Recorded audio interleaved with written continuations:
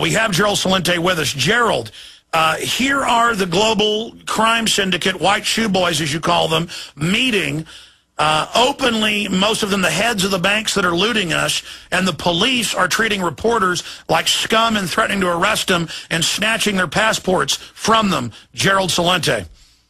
Well, you know what I used to say over and over again, and people didn't want to hear it. If the names on Wall Street were named Celente, Caruso, Mondavi, Puccini, Rossini, they'd call it the mafia. But as you point out, you can't call the white shoe boys crooks and criminals. Oh, no, they dress nice, and they have good language, and they go to Harvard, Princeton, Yale, and Oxford, Eton boys. Oh, no, they're proper. You know, they're raping this country, International Monetary Fund. You know, if Dominique Strauss-Kahn is allegedly guilty of raping that woman, it's just what the IMF does. They're either raping a person or raping a country. You pointed it out. They call it privatization. What they do is they force countries into bankruptcy by their banking deals. And as you also pointed out, who do the Greek people owe this money to? Oh, the German and French banks and other criminal groups that made bad bets, and they can't lose. So what are they doing? Well, we have to privatize. Privatize? Oh, again, white shoe boy language. That means taking expensive public resources and selling them very cheaply to your buddies.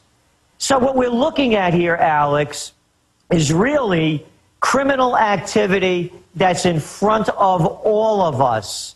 And you nailed it, and what you're doing is terrific by exposing it. And as you well point out, I remember 20 years ago, there was this little newspaper, I think it was called Liberty Lobby, and they used to write about the Bilderbergs. And nobody believed them. Nobody, oh, they were these crazy people. The takeover has happened, and it's not socialism. I make this really clear. The merger of state and corporate powers is called fascism. And all the police are, the ones that you're talking about, the police in the countries around the world are nothing more than enforcers for the government crime bosses. The morality of the police is disgusting, is what's happened. As you pointed out, that video about breaking down the door at 6 o'clock in the morning because the guy didn't pay, his wife didn't pay his student loan, one after another. So the people better stand up because, boy, oh boy, the steamroller's ready to roll, and they're going to roll you over. Gerald, for those that don't know, the footage is up at Infowars.com and PrisonPlanet.com. The Department of Education, the feds have basically federalized all local police. They just show up and order them to SWAT team someone when debtor prisons are illegal. But I see articles every day where they're arresting people for unpaid debts. And then I see the article where the police did do their job in Florida, where for 5 months the bank said you never owned the house. The people paid cash. Bank of America, you don't have a deed. You took their luxury home. And finally, the police did the right thing and did their job.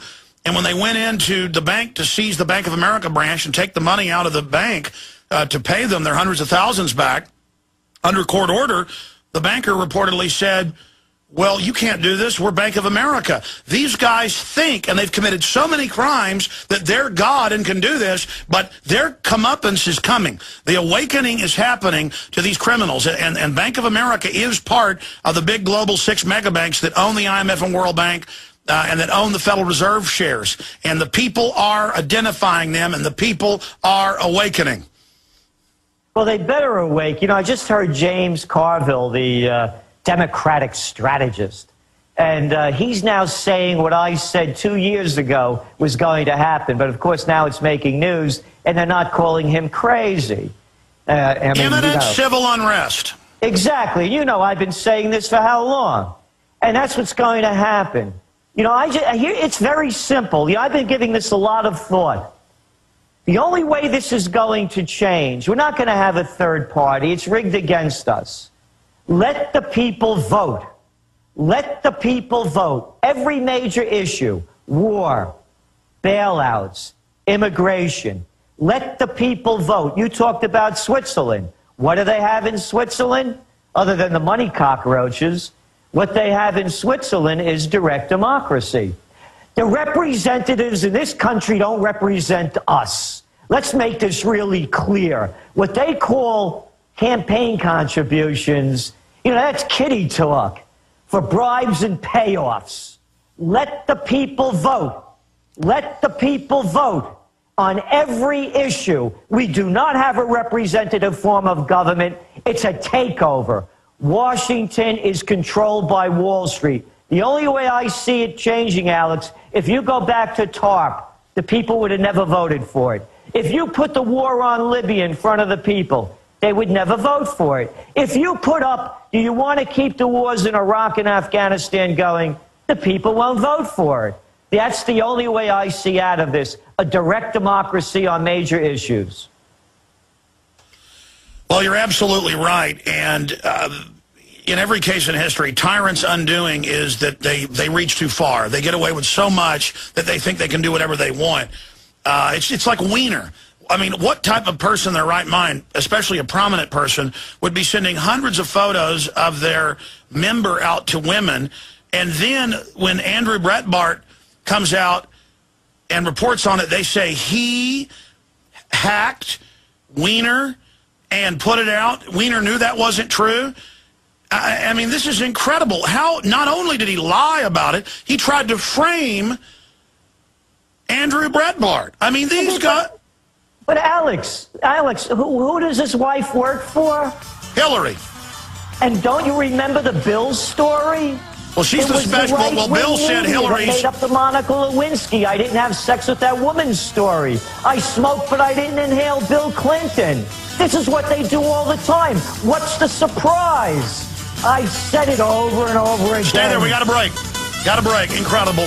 Gerald Celente straight ahead. We'll cover the spectrum of news. Stay with us.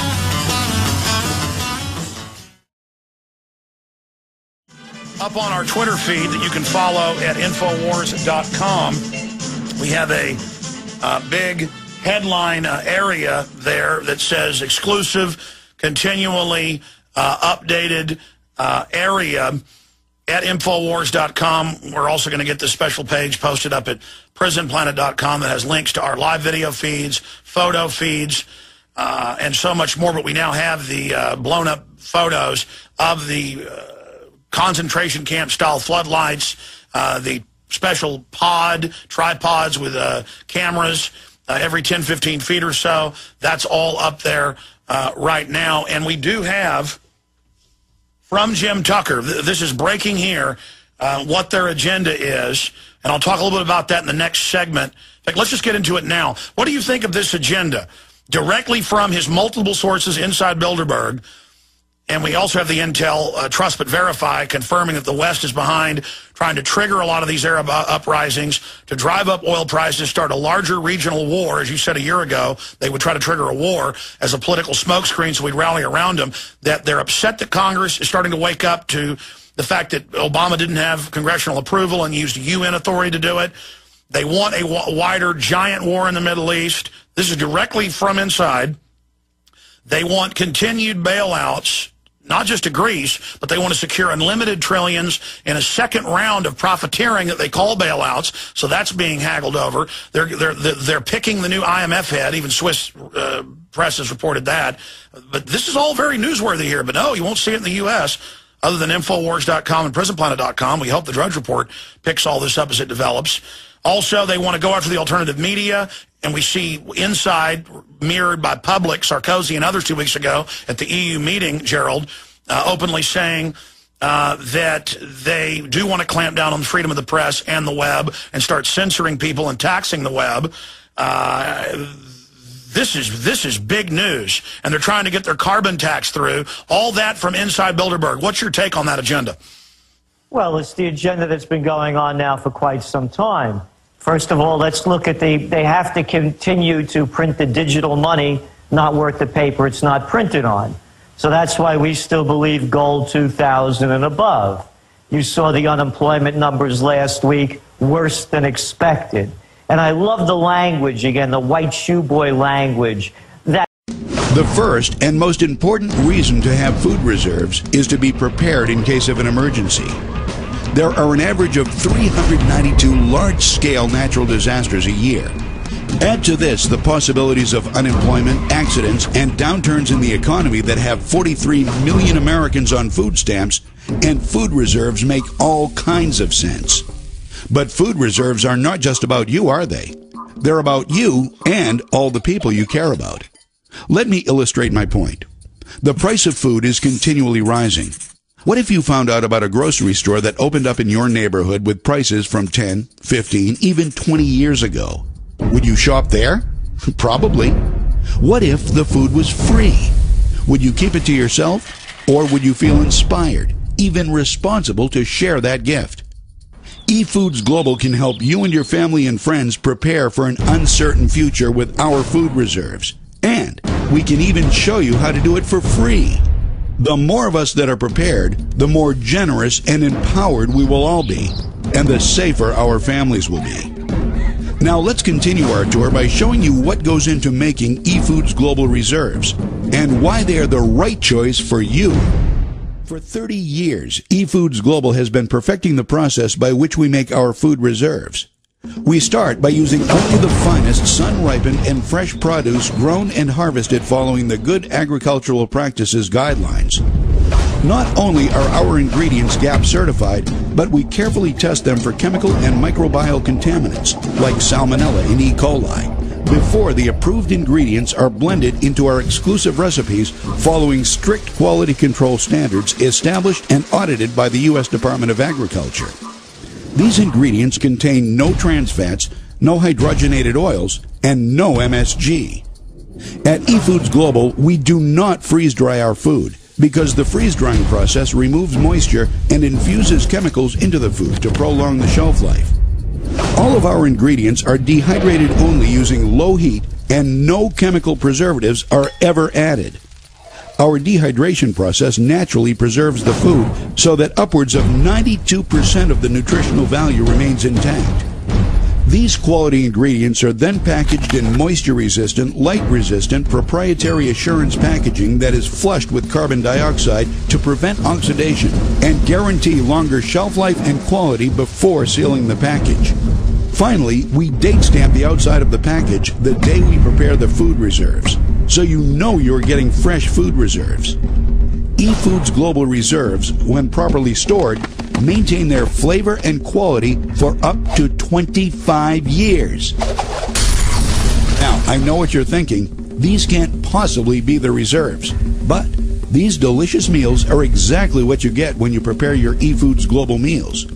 And none of these meals require more than a pot of boiling water, the contents of a package, and 10 to 20 minutes. Pretty soon, you are going to select some of these delicious meals to try for yourself for free. That's a great opportunity.